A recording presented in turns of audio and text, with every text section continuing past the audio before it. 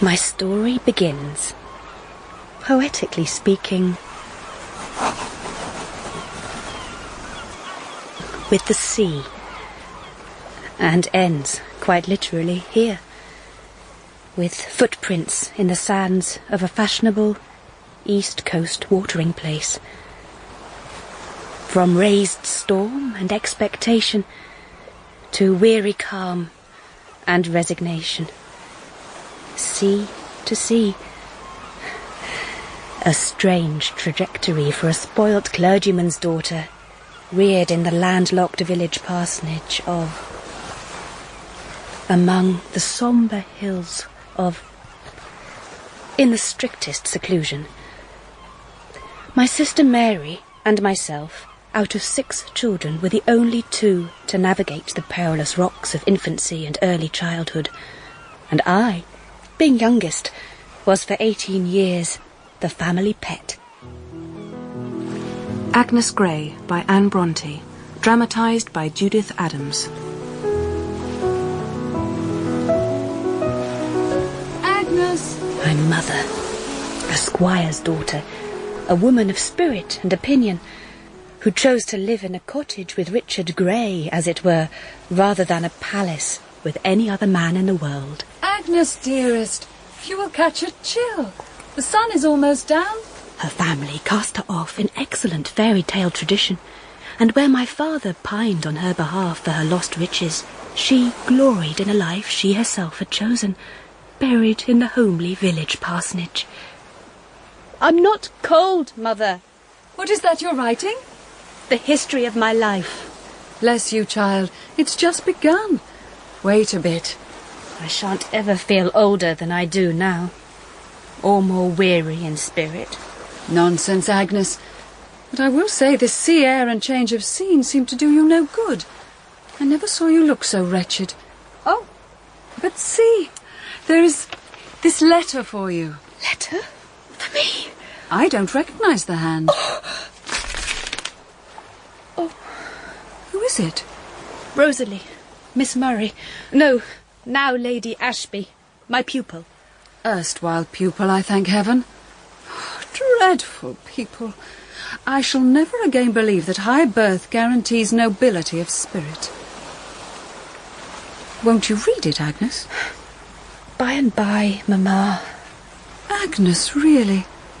You are turned into a mystery. There was a time nothing would bring you more pleasure than a letter of your own. Read it, and see whether your old pupil's frivolous thoughts and shallow life cannot make you more thankful for your own.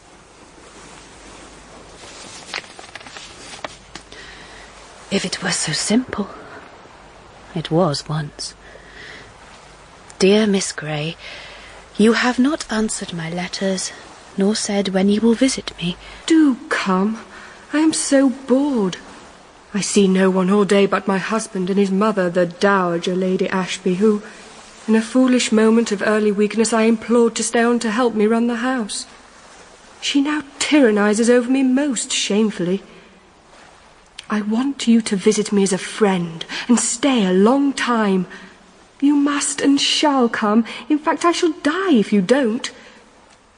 Miss Grey, life is not turning out at all as it does in the novels. Indeed it is not, Rosalie. My books were not yours. They were Shakespeare's comedies, the Arabian Nights and Gulliver's Travels.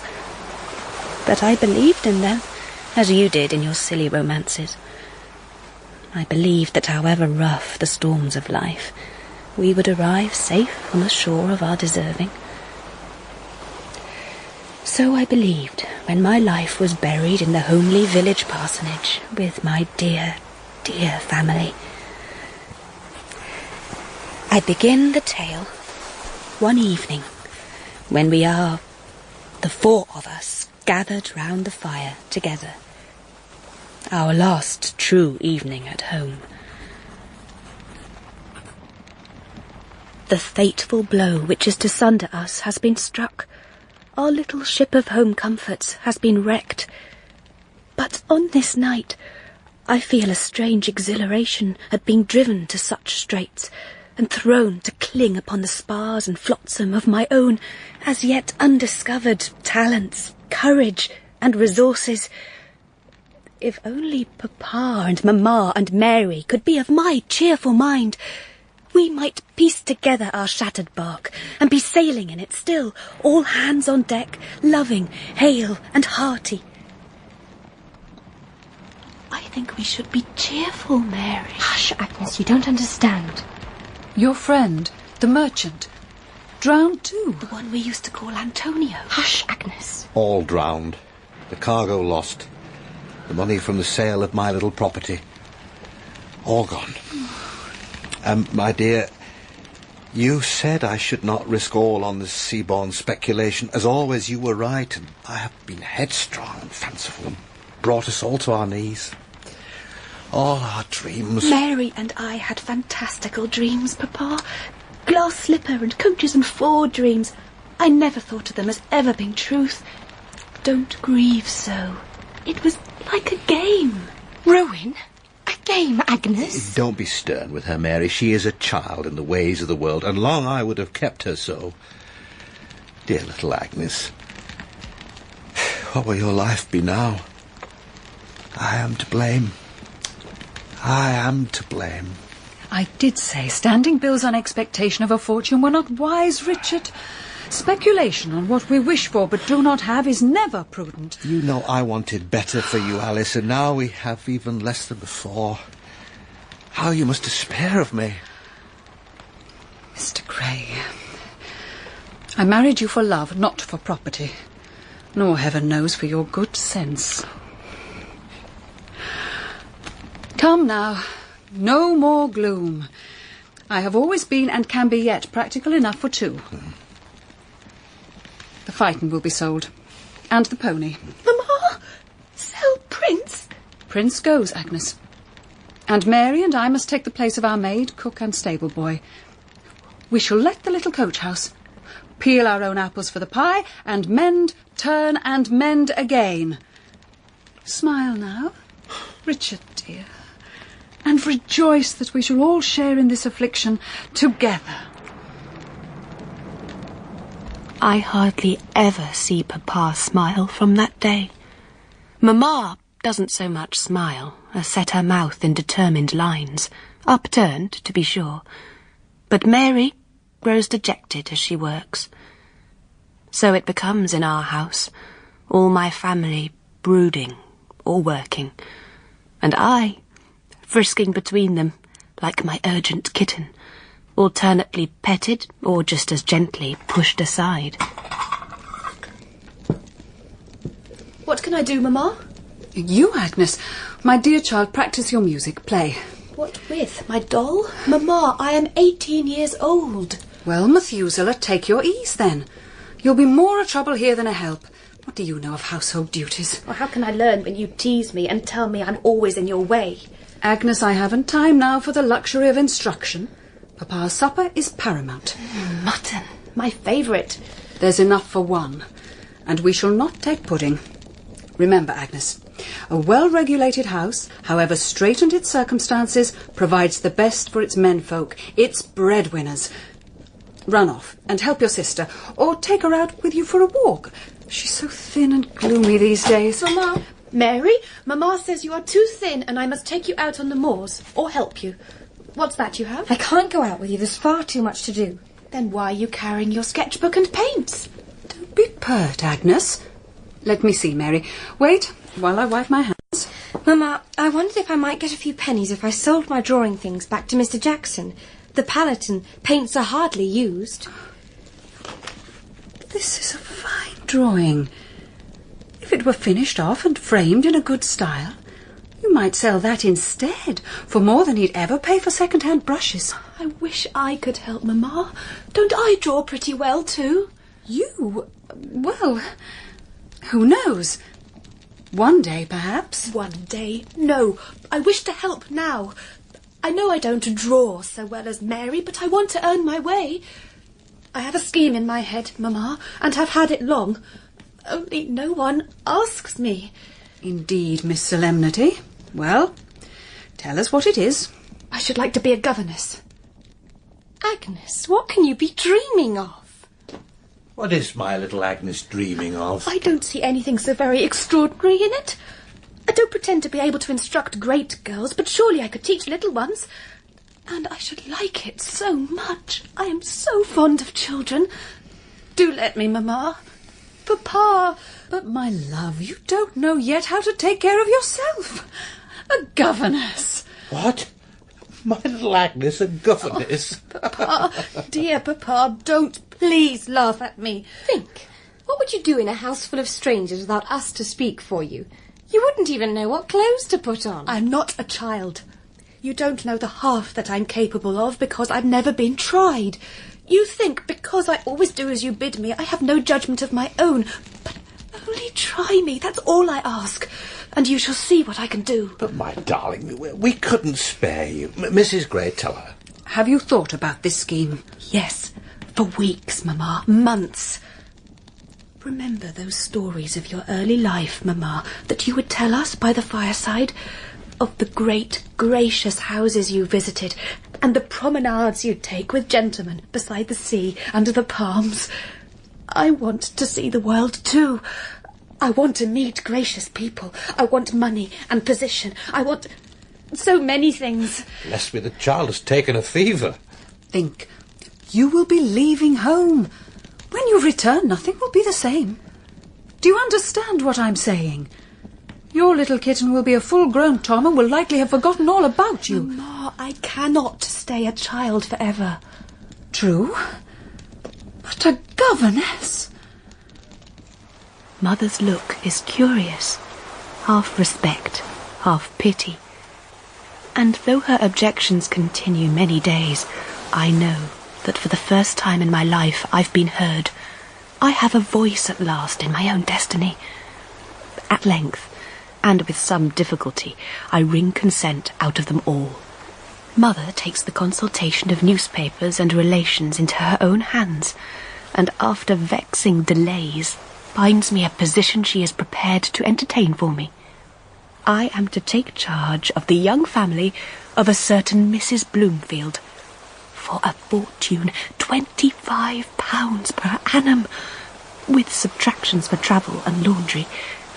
Riches from the Arabian Nights. Think how charming it will be to be entrusted with the care and education of children, to win their confidence and affections, to awaken contrition in the erring, to embolden the timid and console the afflicted, to train the tender plants and watch the buds unfolding day by day. Delightful task to teach the young idea how to shoot. I shall show you what I can do. I shall show all my friends what I can do. Agnes, the gig is here. Goodbye, my dear, dear little ones. Let me be strong and not weep too much.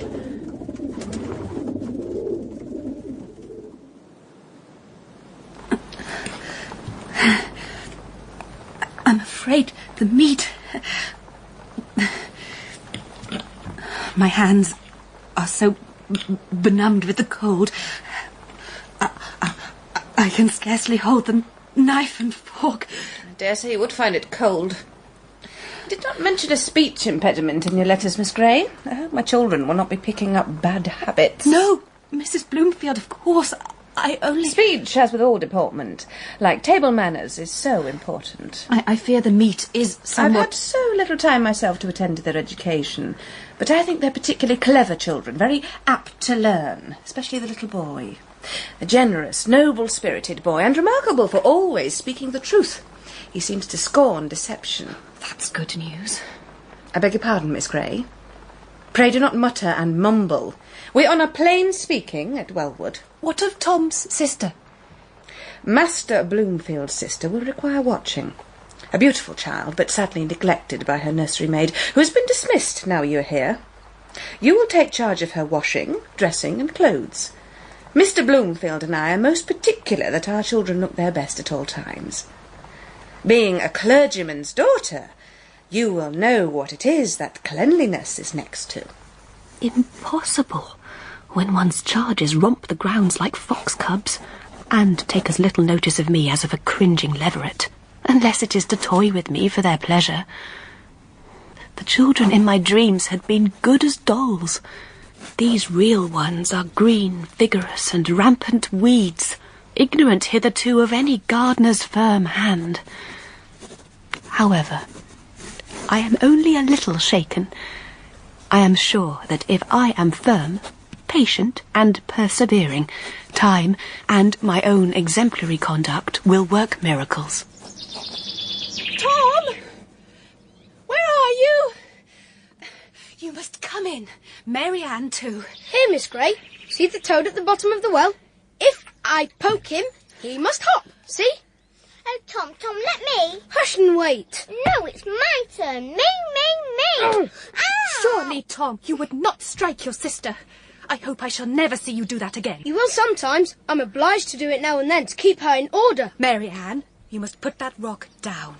What are you... Squelching his nasty frog if I can't play. There. Bitch! Tom! Mary Ann, your clothes! Get up! Tom, you must never use that awful word.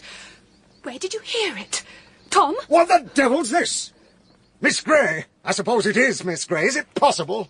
What in the devil's name can you be thinking about? I can't get them to come in, sir. But I insist upon their being got in! Get in with you, you filthy brats, or I'll horsewhip you both! There, you see. They obey the first word. Now look how Miss Bloomfield has soiled her frock, and Master Bloomfield's jacket's a disgrace. And where are their hats and gloves? My children look like common urchins. Deuce! How much do I pay you per annum? I do not answer. What should I answer? Mr. Bloomfield is not a gentleman.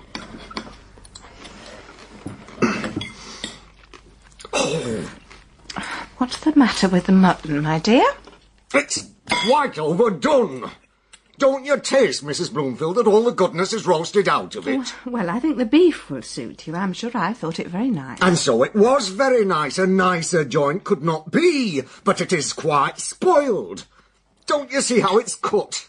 Oh, dear, it's quite shocking. They must have cut it wrong in the kitchen then, for I'm sure I carved it quite properly here yesterday. No doubt they cut it wrong in the kitchen, savages. Dear.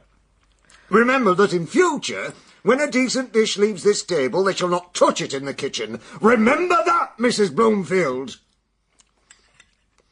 Miss Grey, if you've done gawping, get to the nursery and teach my daughter at least how a house is run.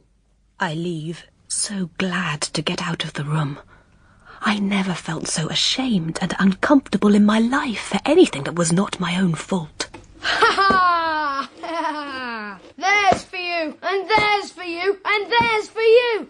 I'll have you go my way, damned mare, or devil damn you, devil damn you. Tom! There you are, Miss Grey. See my spurs and whip? Uncle Robson's brought them. See my doll, Miss Grey. Tom has thrown her against the wall for not watching him on the horse, and now her head is broke. Broken, Mary Ann. You must say broken. Broke or broken, it's done, isn't it? And Tom will not be punished. He is never punished, and I say it isn't fair. Life is seldom fair, Mary Ann. Thank the Lord for all your blessings, and come and finish your lesson. I won't. You can't make me. You can't make me do a single thing. I shall scream until Mamma comes and tell her you've beaten me and been unkind. That would be a lie, Mary Ann.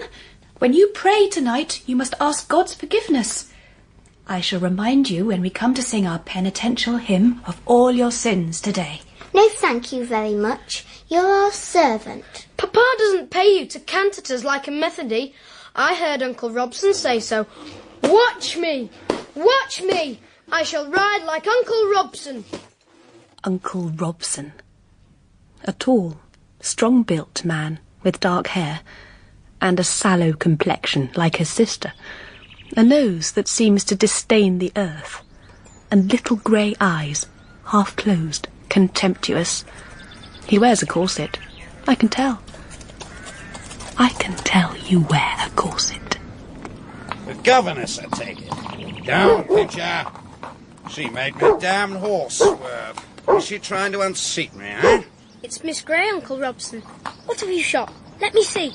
Yeah, take 'em. They're all bloody. Ugh. What's this cant I hear about her preaching against hunting and killing the beasts of the field? She'll make a milksop of you, boy. I suppose God's fellow creatures deserve our compassion, sir. Suppose they don't, eh, Tom? The creatures are all created for our convenience, as woman is for man's, eh? Pretty women, anyway. Women without opinions. If they are created for our convenience, we have no right to torment them for our amusement. Here, Tom. I've a present for you in the saddlebag. Give me back the pheasant, and keep the blood off my best trousers. I've twisted this one's head off. See? What have you got me? What have you got me, Uncle Robson? You, wench? Nothing. You should be indoors with your governess, stitching a shirt or dressing up in your gimcracks and ribbons to practice all your snaring arts, and leave us young men to our sport. Fledglings. Uncle Robson. For me? For you. And one for me. One for me. No, not one. They're all mine. You shan't touch them. But you shall watch me fettle them off. Tom, what will you do? Different things. I'll give one to the cat. There, now you're fond of our cat, Miss Grey, and shall like to see her fed. One I'll cut up with my penknife. This one I'll roast alive, and see what noise it will make. My word, but I will wallop 'em.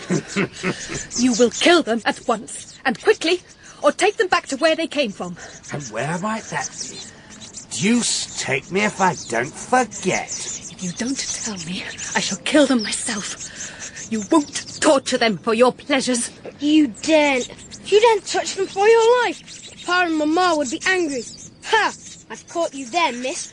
What are you doing? No! Give them back! No! She squashed the birds. She squashed the birds. She squashed them flat. Dear God. I am sorry, Miss Grey, you should think it necessary to interfere with Master Bloomfield's amusements. He was very much distressed about your destroying the birds in that shocking manner. She squashed them flat, Mamma, with a big rock. Ew. It was cruel, evil, wasn't Tom, it? you will not leave this room. Tom. You will not leave this corner till the lesson is done. Tom, I have a work basket. Burn it, Mary! Throw it on the fire, Mary Ann! Throw her desk out the window! Come on! Miss Grey, is it possible? What in the devil's name can you be thinking about? They may crush, but they shall not subdue me. 'Tis of thee that I think, and not of them. A damned canting Methody or something. Sounds like to me. Is she right in the head? Mother says you will wear this frock. I won't, I won't, I won't, I won't! What a naughty girl Mary Ann is getting. Don't you observe, my dear, how she's altered since the governess came? And Tom's studies have deteriorated of late, I'm sorry to say. You may say that. Is this what I pay for, Mrs. Bloomfield? Do you think that woman is a proper person? Take my word for it. Mrs. Bloomfield! Mrs. Bloomfield! Ah, Miss Grey. I fear after midsummer your services will not be required further. I have to say, more in sorrow than anger, that the children, in spite of being superior to most other children of their years in abilities, have made so little improvement in manners and temper and schooling. Mr. Bloomfield and I feel steps must be taken. I fear, Miss Grey, you are not firm enough, not diligent, not persevering. On the contrary, patience, firmness, and perseverance have been my only weapons. They have been my lifelines, Mrs. Bloomfield. I used them to my utmost, and I failed. Well, Agnes, you need not try again. We need you here, my dear. My health is so unsteady. How will your sister and mother cope if I were taken away? Oh, nonsense, Richard. Be a little more cheerful and you'll live as long as any of us. At least to see the girls married and me a canty old grandmother. They're married. Poor penniless things. Who will take them, I wonder? Nobody, indeed, who is not conscious of his great good fortune in winning them, penniless or not. And if not, there are 1,000 honest ways of making a livelihood. 1,000. 1,000, Mother. If you're a man, perhaps. A genteel lady without finances has only one choice outside marriage: teaching. Now, Mary, You have money from your paintings. I could take in washing if I wished. We could write a popular novel about passions in Scotland, or dress up as pirates and take a silver ship from Ecuador. I shall take another situation. No. I would like to lessen your anxiety, Papa, on one subject at least. So, Agnes, you would actually try again? Decidedly I would. Everyone is not like Mr. and Mrs. Bloomfield. No, some are worse. But not many, I think. And I shall manage better another time. I have experience now. I shall try again. Agnes. Well, my girl, you're not easily discouraged, I see. I'm glad of that. You are changed. Yes. This time I will take things more coolly. Perhaps if we advertise you only to the better class of family, you will be treated with the proper respect and consideration. A thoroughbred family might improve upon that arrogant upstart tradesman's brood. Leave it to me. I will see to it your next appointment suits you better. We have had flocks of governesses here, Miss Grey. I hope you, at any rate, will succeed in keeping a mild temper. The fact is, I have hitherto found your breed wanting in the meek and mild spirit which St. Matthew, or someone of the sort, exhorted you to dress yourselves up in. As a clergyman's daughter, you will know the passage to which I allude, doubtless. My daughter's deportment is, of course, unexceptionable, and the elder knows quite as much as she should, since she is very soon to become Lady Ashby of Ashby Park. The youngest is a sweet and natural child with the tenderest affections. We do not need them to tar their heads with knowledge, Miss Grey, but to polish those natural accomplishments which grace an English home. And above all, make my children happy, Miss Grey. And me, Mrs. Murray? And me? The judicious governess will know that. While she lives in obscurity herself, her pupil's deportment will speak for her character. She lives through her charges, Miss Grey, and finds her virtue in that abnegation. And here endeth the lesson. Having said what she wished, she departs. It being no part of her plan to hear my answer, I am to hear, and not to speak. As for my new, genteel pupils... Matilda, stop now, or I shall scream myself into fits. Like a cat being hung, isn't it, Rosie? Mamma should learn that I'll never make a go of it and let me off to groom my mare. Hush! And you must call me Rosalie now I am introduced into polite society. Now, Miss Grey, shut the door, sit down, and I'll tell you about the ball. No, damn it, no! Hold your tongue, can't you, and let me tell her about my new mare. Such a splendour, Miss Grey. Fine blood mare. Why, Miss Grey, how shocked you look. I'm so glad. She is shocked because you must not use that word. Damn, you mean? Mare. It is quite disgusting. My sister, Miss Grey, is successful as an animal, but as a human being... Mare? What's wrong with a lady horse, I'd like to know? I learned my words from Papa, you ass, and his jolly friends. I'm as good a judge of horseflesh as the rest of them, so Critcher Coachman says. Matilda, I shall really take a fit if you go on talking in that way. Stuff! Loosen your stays, Rosie, and stop being such a girl. Attend to me, Miss Grey. At the ball, I was quite charming, wasn't I, Matilda? Middling. No, but I really was. I looked so beautiful. I know I did, and made so many conquests. But what good will many conquests be, Miss Murray? Our good rector, Mr. Hatfield, was a most humble admirer. Mr. Hatfield? At the ball? Indeed he was. There! Did you think he was too good to go? I thought he might consider it unclerical. Upon my word, Miss Grey, I must agree with Tilly just this once. Life is much more fun now you are here to be shocked. But take heart. His new curate Weston didn't come, thank heaven, ugly blockhead as he is. He should suit you nicely. I won't begrudge you him, as I have 5 or 6 to torment. Was not Sir Thomas Ashby there, too? Of course. Are you not betrothed to him? Your mother has said so many times in my hearing. Was he not distressed at your behaviour? Sir Thomas Ashby is the wickedest man in the neighbourhood when it comes to flirting with the ladies. Surely not. If your mamma says you are to marry him.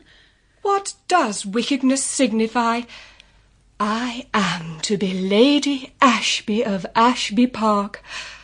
Oh, but I so enjoy the power of being young, beautiful and single. I could wish to coquette with all the world, break 10,000 hearts while I can, and then, on the verge of being an old maid, marry some high-born, rich, indulgent husband 50 other ladies were dying to entrap. As things are, I must marry within the year and lose the chance of any more of this delicious sport. If these are your true feelings, Miss Murray, you should keep single by all means, lest you make some honourable man deeply unhappy. Ain't she a prize one, though? But, Rosie, you could leave off tormenting young Harry Meltham and stop splicing in with your twitterings every time I try and talk to him. You were about to talk horse breeding with him. I declare, Matilda, nobody will ever admire you till you get rid of your unfortunate manner. Oh, stuff! Harry likes my manner. If my husband can keep a few good horses and dogs, I shan't mind the rest. You may go to the devil with your damned airs and money-grabbing. Lady Ashby. I'd sooner marry Papa's Larcher.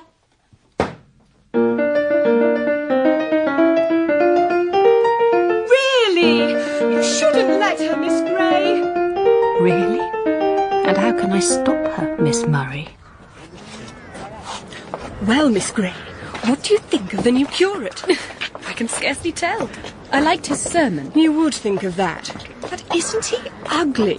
Perhaps, Miss Murray, you hold him a grudge for not casting a glance into the squire's pew. Well, so you can be caustic after all. Excellent. I declare, Miss Grey, you're just like me in your own way. I'm so glad. Like you, Miss Murray. I don't think... Mr. Hatfield! I did so miss your preaching this morning. Oh, I know one must give one's subordinates a chance to try their powers, such as they are. But poor Mr. West. It is so unfair to expect him to impress a congregation used to the quality of your sermons. Well, Miss Murray, you do me too much honour. I've often been gratified by your rapt attention in church, your almost angelic features upturned in earnest supplication as I speak is an inspiration in my work. Would you allow me to escort you, and your gracious sister, of course, to your carriage? Oh, Mr. Hatfield, you've overlooked the governess. The governess? No, Miss Murray, thank you, but I prefer to walk, if I may. The carriage leaves me feeling very ill. Very odd, Miss Grey, that the carriage should always make you sick. Never makes me queasy in the least. Not me either, but I dare say it would if I sat where she does. Such a nasty, horrid place, Miss Grey. I wonder how you can bear it. Miss Murray, I am obliged to bear it. When shall I see you again, Miss Murray? Why, Mr. Hatfield, at church, of course. Where else? Unless your business chanced to take you elsewhere, at the precise moment when I happen to be elsewhere too. If I knew precisely when and where you might be taking the air, say, tomorrow afternoon. Sometimes I am very philanthropic after luncheon amongst the cottagers on our estate. Then, Miss Murray, I shall trust to Providence and walk where my own heart would be leading. Good day. Drive on, Critch. Miss Grey, don't dawdle. We shall require your attendance in an hour. Miss Grey, you remember me? You and your ladies came to me this last week with a tract and some jelly. Yes, Nancy. It's Nancy, isn't it? Nancy Brown. Bless you, miss. You look a little pale this morning. Can you stop by at the cottage and take some tea if you walk? I don't think... Ah, Nancy. You've not been regular at church of late. Hell gapes, even for the humble does it gape, Nancy Brown, when they fail in their religious duty. Mr. Hatfield, sir, I've been low in me spirits and rheumaticy. Stir yourself, Nancy, and you will soon feel the improvement. Weston! Don't look so sad, Nancy. I'm sure he meant it for your good. Not he. This is Sally, Miss Grey. She's my only friend. I try to keep her tucked away here, but she will be out and hunting. Do sit, miss, and I'll mash her some tea. Will you read the while? It will take my mind off things a little. If it's all the same to you, I'd like to hear that there first epistle of St. John, the one about love. Beloved, let us love one another, for love is of God, and everyone that loveth is born of God, and knoweth God. It seems fearsome to me, miss, for how do I know if I love God or man as I should? There's Mr. Hatfield. How can I love a man who thinks me naught? Does he love me? How do you like Mr. Weston? Mr. Weston? The curate? I hardly know. He preaches very well. Why, thank you, Miss Grey. Rare and sweet it is to hear good things of ourselves when we take the risk of eavesdropping. Good day, Nancy. I took the liberty of learning your whereabouts from Mr. Hatfield. You seemed sad at church today. Sit you, Mr. Weston, do. But Miss Grey is leaving. I have made her wish to leave. You will both stay here while this shower gets over. What? There's room for all. Mr. Weston, you stir up the coals and I shall fetch another cup. Do as I say now. Miss Grey, won't you come back to your place nearer the fire?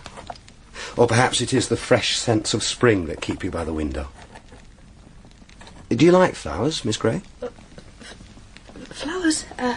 Yes, very much. Wild flowers, anyway. Which are your favourites? Violet?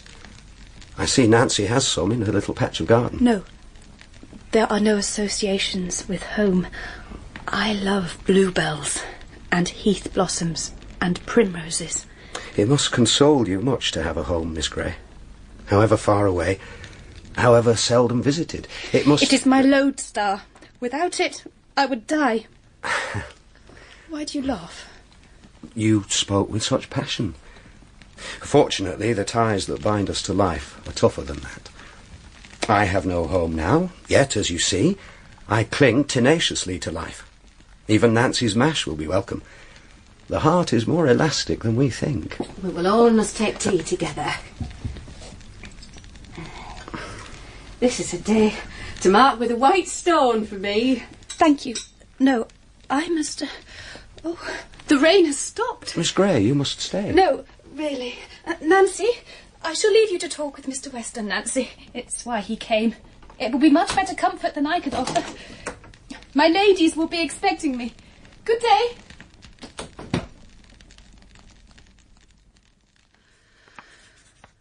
I do not wish to talk of home to strangers. I wish to be cool and distant and pass unseen. Oh, Miss Grey, I saw you. No wonder you lingered behind at the church. For all your high-flown words and religion, you are the same as me.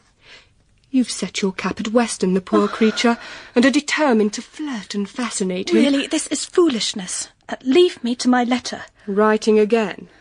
You should tell the good people at home not to bore you with such long letters. Do put that pen away. Miss Grey. Agnes. I want you to put off your holidays until the next ball is over. Why? You know I never attend the balls. It is not my place.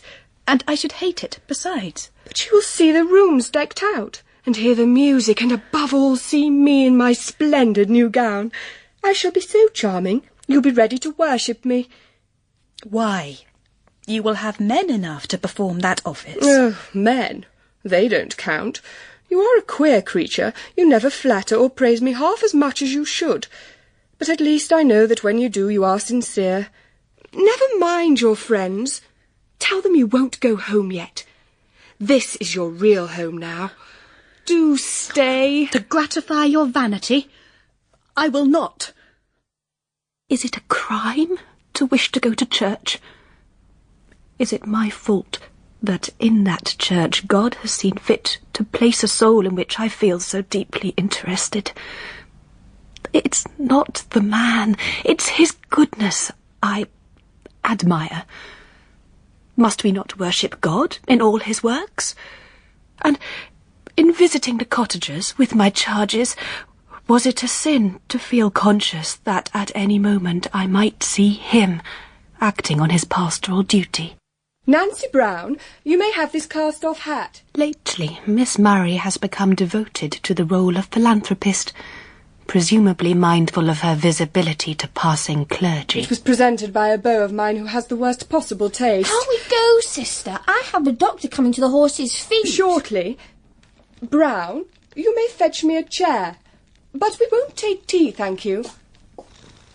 Place it here, by the window. You never know who might pass by. Very good. How is your unfortunate son, Brown? Is he the one who draws? Can't you keep that hound in order, Matilda? It's the cat he wants. Down, you stupid beast. Don't strike him. Don't strike him again. You deal with him then. He's impossible now you've spoiled him. You've paid him no attention since he was a puppy, Miss Matilda. It was a mistake to buy a terrier, stunted as they are and good for nothing. Look how he fawns on you, like a damned lapdog, ruined. Shh. It's Mr. Hatfield. I saw him coming along the path and waved your kerchief at the window lest he should be in any doubt of your whereabouts. I'm sorry your beau hasn't come, Miss Grey. Good day, Miss Murray. Miss Matilda. Nancy, as you see, I've come to give you a talking to. Come in, Mr. Hatfield, sir, do. Here's Miss Grey, sir. Tell Mr. Hatfield as how we read the Bible together, Miss Grey, and don't forget to remember our sins. It is the Methodist way to sit poring over your Bible at home, Nancy. You must come to church, where you'll hear the scriptures properly explained. It is not up to the likes of you to drink the heady draught unsupervised. Mark my words. Miss Grey.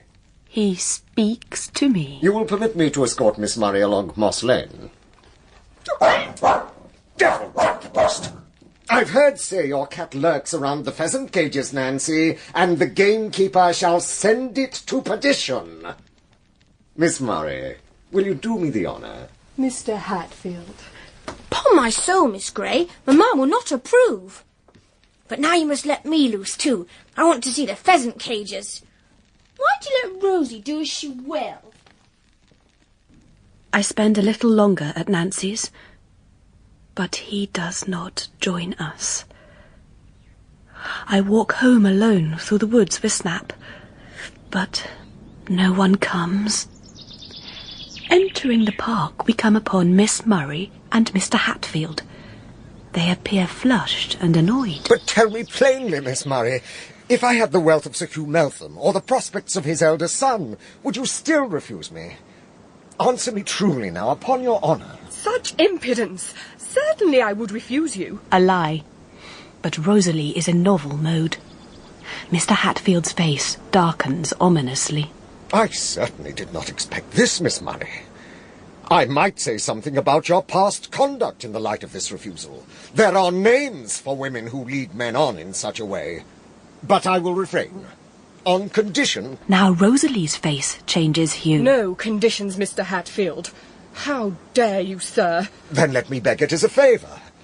That you will keep this affair secret from the world. Do so, and I will try to forgive, even though I cannot forget how deeply you have injured me. If you add to this injury that of publicity, you will find, too, that I can speak. The rose turns from red to white. Well, you may rely on my silence, if that is to be your consolation. Now go, sir. You promise? Yes, I promise. And good day, and farewell forever, Miss Murray. Damn it. Miss Murray?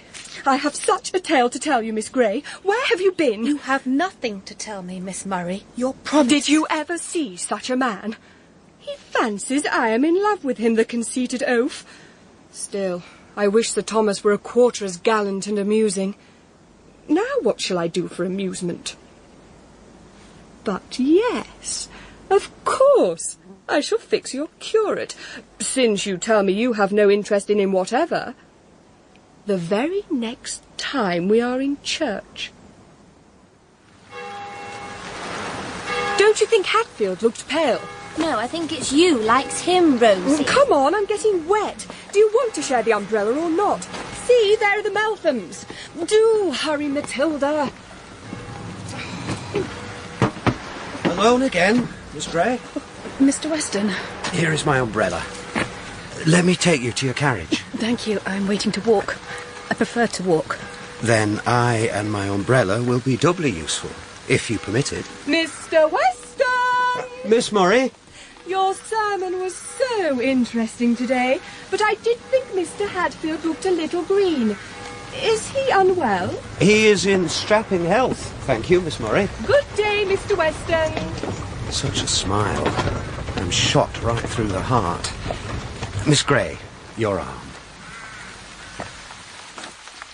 You are looking very serious and remaining very quiet. Have I offended you? Of course not. What kind of women are the Miss Murrays? My employer's daughters. Fear not. I can be as secret as the grave, Miss Grey. I expect Miss Murray must be married soon. Shall you regret to part with her? I don't suppose you have much in common with the younger one. I dare say I shall, in some degree, regret Miss Murray's departure. But Miss Matilda is better than her sister in one respect. Excellent. You're about to be indiscreet. What way is that? She is honest. And the other is not? She is a little artful. Artful, is she? I saw she was giddy and vain. You saw that? I am so glad. I thought... You thought...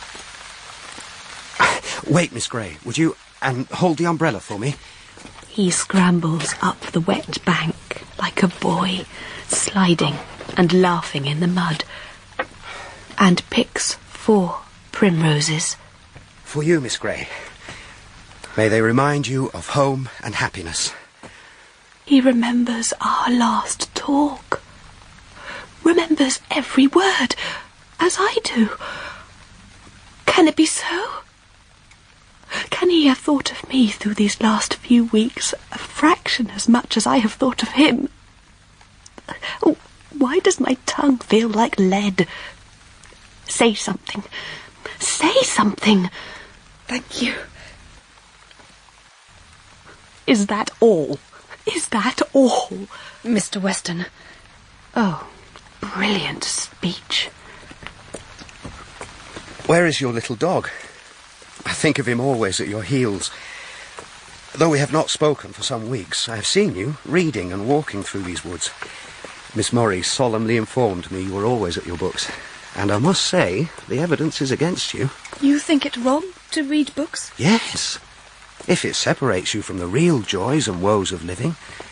Have you not been avoiding company? Miss Murray says you're a true misanthrope.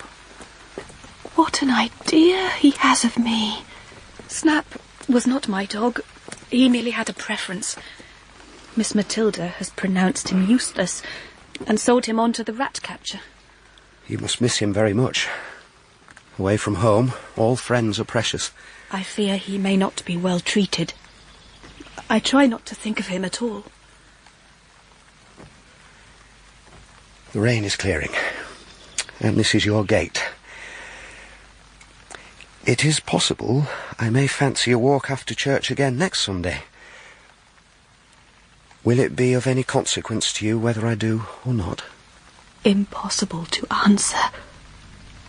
My tongue is nailed down in my mouth, and my heart climbs up and up until I feel its beats might burst my throat. Mr. Weston... Miss Grey! Miss Grey! There's a message for you at the lodge. Urgent, Mamma says, about your father. He's in a poor way, and you must go at once, the message says. But Mamma says you shall not, until we're sure it's not a false alarm. Really, Miss Grey? It was only 2 days I asked you to wait. Who could tell he would die in so short a time? Besides, it is in the common course of nature. We must all die sometime. You must not suppose yourself the only afflicted one. And instead of repining, Miss Grey, be thankful for the privileges you enjoy. We must indeed all die, Mrs. Murray. But do you truly feel in your bones that you are mortal too? And if so, why do you possess no more ability to share the pains of your fellows than Mary Ann did the suffering of her toad in the well, and Tom the agony of the bird whose children he plucked and slaughtered. It is a kind of illness not to feel what other creatures feel. I, too, have committed acts, had thoughts, of which I am ashamed. I thought life was good. It was only waiting to show me otherwise when I turned from the mirror. I thought I was perfectly good. I was only half blind. The mirror has broken. The apple has choked me. I shall end the fairy tale here. When my father's death was announced, my mother's relations sought to restore her fortunes in return for her agreeing she had erred to marry him. She preferred to set up school here, by the sea, and earn her own bread in the salt air of dignity and independence. I joined her, and here am I, Agnes Grey, once governess, now teacher, and someone's daughter once again. Shielded by my own obscurity and a few fictitious names, I do not fear to venture, and will candidly lay before the public what I would not disclose to the most intimate friend. My little voyage, and the wreckage of its dreams. Miss Grey, life is not turning out at all as it does in the novels. I detest Sir Thomas Ashby, and despise him too. Oh, he pretended to adore me at first, but now he does as he pleases, leaving me here a prisoner and a slave. He comes home to brag of his lady this and Mrs. that, and his betting book and his gaming table and his opera girls and his wine and brandy and water, filthy beast. Oh, I would give 10,000 worlds to be Miss Murray again, at home and teasing my dear governess. Snap! Is it possible? Dear Snap! Your dog remembers you well, Miss Grey. Mr. Weston. Snap. Down, old fellow. I bought the wretch from the rat catcher. He did not seem to have the vocation. I have been watching you some time. You write a very long reply to that letter. Not a reply. I write no letter. What then? Fact or fiction? It is a sort of novel. Fiction, then? Perhaps, but it must tell the truth. Truth always conveys its own moral, and I wish so much to make the world better than it is. You consider yourself competent to reform the errors and abuses of this world? I wish to contribute my humble quota to that holy aim. A solemn task. An awesome task for one so young and inexperienced. And earn my living, too. Ah.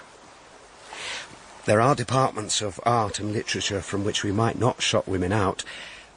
These should not, however, be regarded as resources for bread, I think. Which is why I teach, Mr. Weston, in my mother's school. I know. I know everything about you, Miss Grey. I have never lost sight of you over the past few months. I have a living of my own now, in a village not 2 miles distant. I have nothing but solitude to complain of, and nothing but a companion to wish for. Miss Grey. Agnes. Will you set aside your pen and walk with me? I put down the pen, the papers. Rosalie's letter blows away over the sands, unfinished. Snap chases it a moment, and then returns joyous to Mr. Weston, as I slip my arm into his offered arm.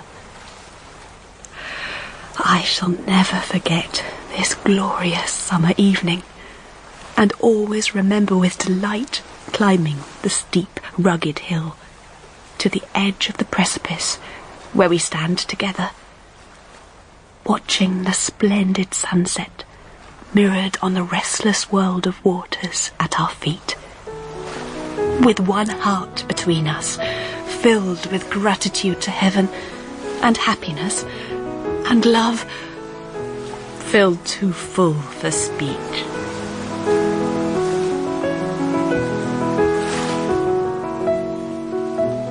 In Agnes Grey by Anne Brontë, dramatised by Judith Adams, Poppy Miller played Agnes, Christine Mackie, Mrs. Grey, Robert Whelan, Mr. Grey, and Alison Darling, Mary.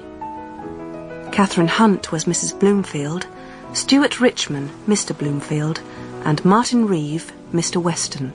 Anita Wood was Rosalie, and Delia Corrie, Mrs. Murray.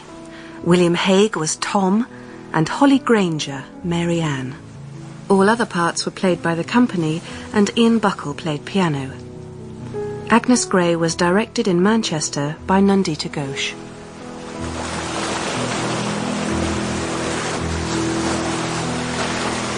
I forget if you like babies or not. If you do, you may have the pleasure of seeing mine. Unfortunately, as it is a girl, Sir Thomas has never forgiven me. I might have preferred a boy myself. What pleasure is there in watching her grow up and eclipse me and enjoy those pleasures I am forever debarred from? I cannot bear to look at her. If you will only come, I promise you shall be its governess as soon as it can speak, and bring it up as you like, and make a better woman of it than its mamma. See how I need you to come and comfort me.